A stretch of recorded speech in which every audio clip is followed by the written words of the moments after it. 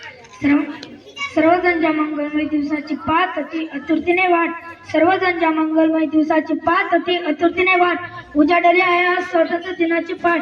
उजाडली आहे आज स्वातंत्र्य दिनाची पाठ. भारत मातेला वंदन करतोय माझ्या भाषणाला सुरुवात.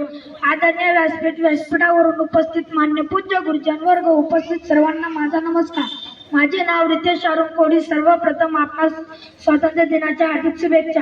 दिनांक 15 ऑगस्ट 1947 रोजी आपला भारत देश स्वतंत्र झाला. ती सगळ्या प्रत्येक भारतासाठी खूपच वेगळी अशी होती. 150 सोन्याची कवरची गुलामगिरीची चादर ओढून गुंद मरलेल्या स्वातंत्र्याने मोकळा श्वास मिळाला होता.